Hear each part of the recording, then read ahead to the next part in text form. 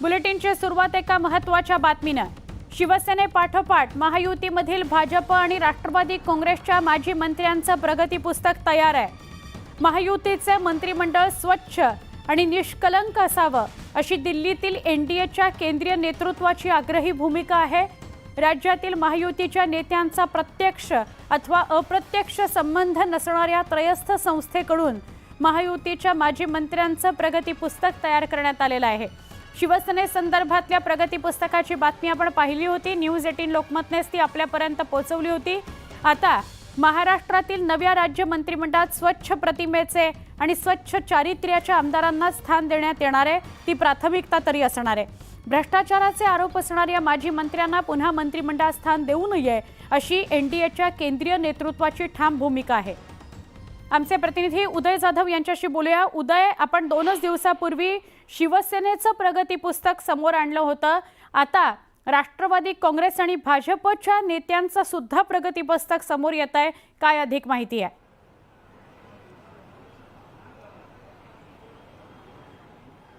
सुवर्ण, आपण पाहिलं की विधानसभा निवडणुकीमध्ये महायुतीला महाविजय मिळालेला आहे आणि हा महाविजय जो मिळालेला आहे तो महाराष्ट्रातल्या जनतेने जो एक खूप मोठा विश्वास जो आहे तो महायुतीवरती दाखवलेला आहे आणि त्याच विश्वासाला पात्र ठरून केंद्रीय जे नेतृत्व आहे, एनडीएचे नेतृत्व आहे, यांनी अतिशय बारीक लक्ष जे महाराष्ट्राच्या मंत्रिमंडळ विस्तारावरती ठेवलेलं आहे। या मंत्रिमंडळ विस्तारामध्ये ज्या मंत्र्यांची वर्णी लागणार ते मंत्री सर्व निष्कलंक आणि कुठल्याही मंत्र्यांवरती भ्रष्टाचाराचे आरोप नसणारे असे असावेत असं स्पष्ट संकेत जे त्यांनी दिलेले आहेत। जी वरिष्ठ सूत्रांकडून माहिती मिळालेली आहे त्यानुसार आपण पाहतो आहोत की तिन्ही पक्षांमध्ये काही डागाळलेले मंत्री, त्या डागाळलेल्या मंत्र्यांना पुन्हा मंत्रिमंडळात स्थान नको अशी आग्रही भूमिका एनडीएच्या वरिष्ठ नेतृत्वाने सांगितलेलं आहे।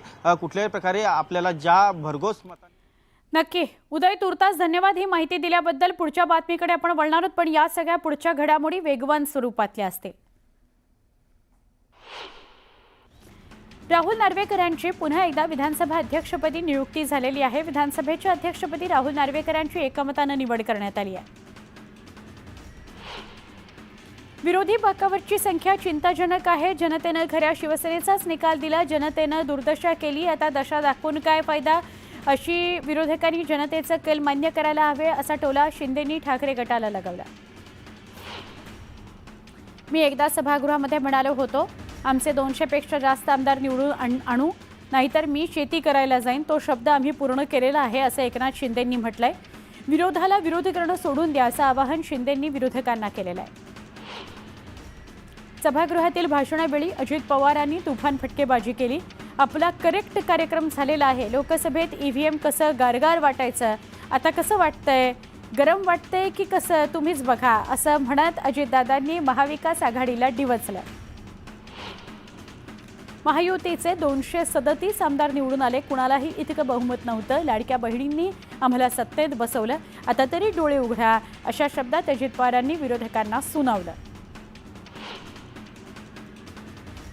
देवेंद्र फडणवीसांनी नाना पटोले असा उल्लेख केल्यानंतर, म्हणजे आमचे नाना पटोले असा उल्लेख केल्यानंतर सभागृहात लगेचच आमचे आमचे असं म्हणत चर्चा रंगली।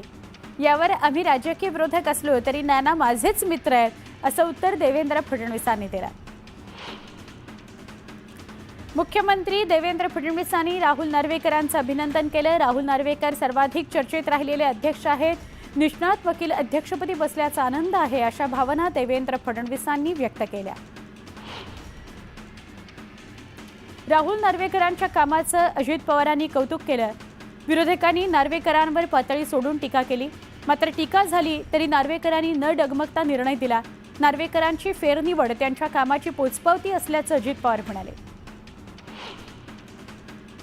जयंत पाटलांनी राहुल नार्वेकरांनी दिलेल्या निकालाबाबत टोला लगावला।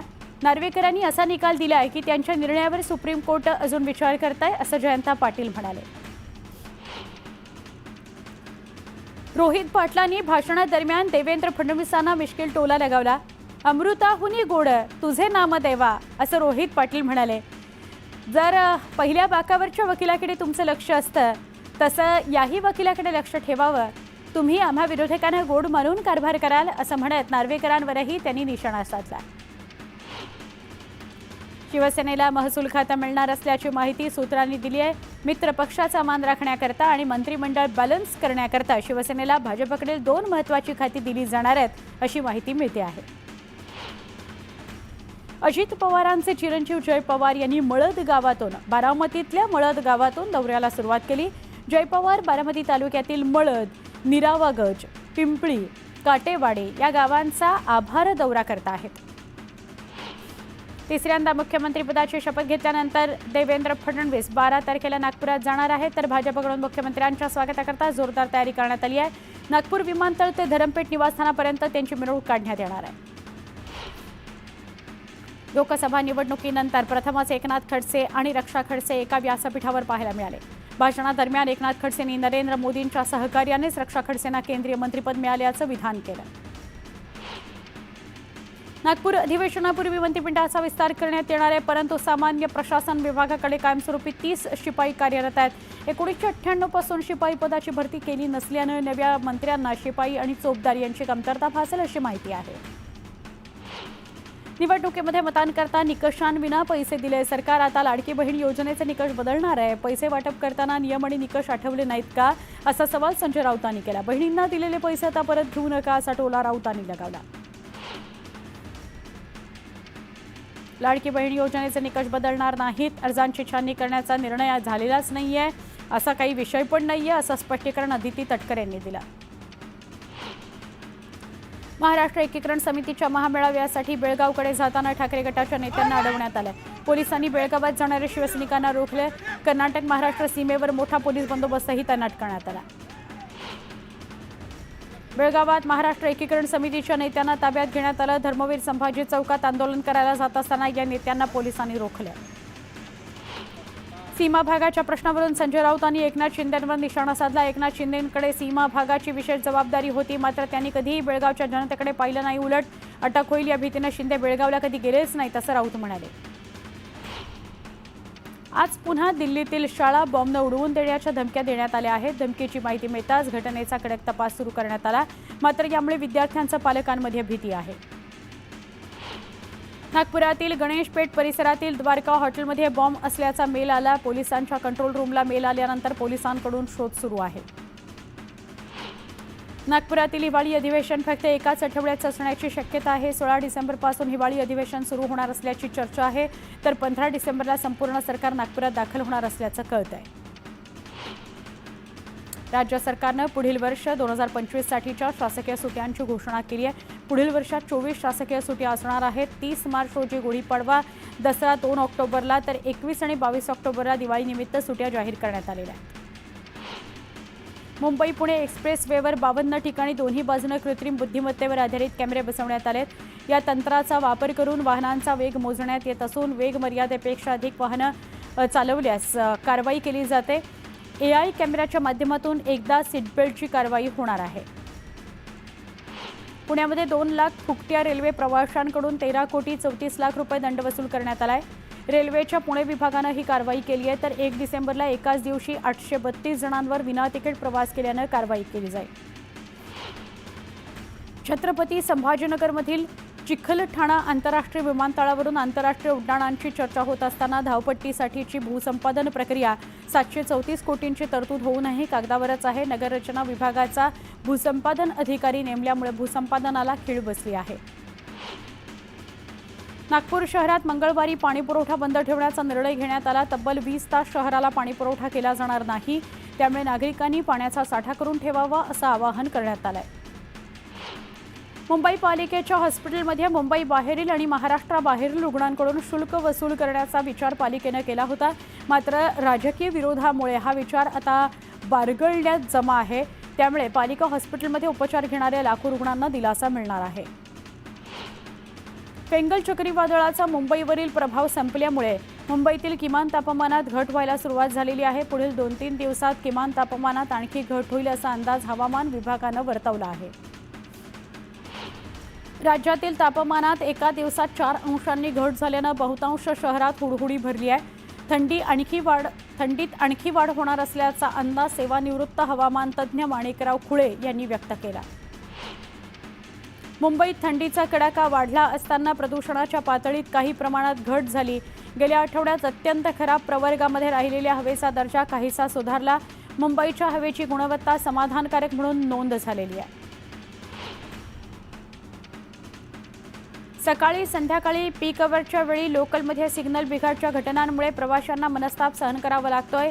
एप्रिल ते सप्टेंबर या 6 महिन्यांमध्ये मध्य रेल्वेवर सिग्नल बिघाडाच्या 757 घटना घडल्या आहेत। नाफेडकडून बाजारात खरेदीसाठी आणला जाणारा कांदा हा उन्हाळी कांदा असून लाल कांदा आहे असा आरोप राष्ट्रवादी काँग्रेस शरदचंद्र पवार पक्षाने केलाय। त्यामुळे नाफेडचा कांदा खरेदी प्रकरण पुन्हा वादात सापडलेलं आहे। बिहारचे राज्यपाल डॉक्टर राजेंद्र आर्लेकर यांनी सपत्नीक कोकणाचा तिरुपती म्हणून ओळख असलेल्या वेंगुर्ले अरवली इथल्या श्रीदेव वेतोबा आणि सातेरी देवीचं दर्शन घेतलं। देवस्थानच्या अध्यक्षांकडून राज्यपालांचं स्वागत करण्यात आलं। पिंपरी चिंचवडच्या चिखली कुदळवाडी परिसरात एका भंगाराच्या गोदामाला भीषण आग लागली। दरम्यान या आगीत परिसरातील भंगार दुकानांचं मोठं नुकसान झालेलं आहे। अमरावतीच्या जिल्हा सामान्य रुग्णालयाच्या नेत्र विभागातील डोळ्यांच्या शस्त्रक्रिया महिन्याभरापासून बंद आहेत। त्यामुळे ग्रामीण भागातील रुग्णांची मोठीच गैरसोय झालेली आहे।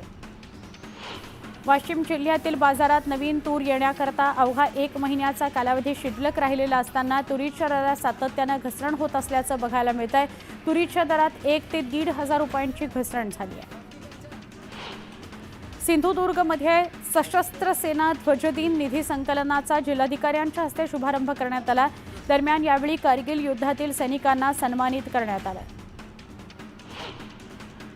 सेलूच्या निम्न दुधना या प्रकल्प कार्यालयाला आग लागली। या आगीत कार्यालयातील महत्त्वाची कागदपत्र जळून खाक झाली। दरम्यान आग विझवण्यात अग्निशमन दलाला यश आलं।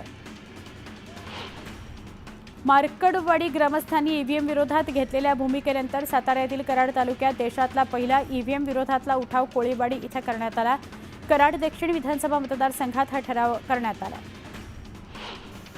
शासनानं सुरू केलेल्या खरेदी केंद्रावर शेतकऱ्यांची परवड सुरूच आहे। धाराशिवमध्ये खरेदी केंद्र सुरू होऊन महिना लोटला तरी 19 खरेदी केंद्रांवर केवळ 50,000 क्विंटलच खरेदी झालेली आहे।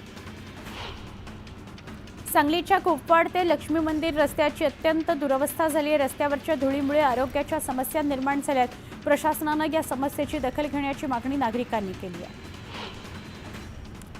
जळगाव शहर वाहतूक पोलीस ॲक्शन मोडवर आलेले आहेत। वाहतूक नियमांचं पालन न केल्यानं वाहतूक पोलिसांनी 100हून अधिक दुचाकी जप्त केलेल्या आहेत। जळगावमध्ये दुचाकी चालवणाऱ्या अल्पवयीन विद्यार्थ्यांवर कारवाई करण्यात आली आहे। शहरातील विविध क्लासेस आणि महाविद्यालयाच्या बाहेर ही कारवाई करण्यात आली आहे। जगप्रसिद्ध अजिंठा लेणी पाहण्याकरता देशी विदेशी पर्यटकांनी गर्दी केली आहे। लेणी परिसरात विद्यार्थ्यांच्या सहलींचीही मोठी रेलचेल आहे।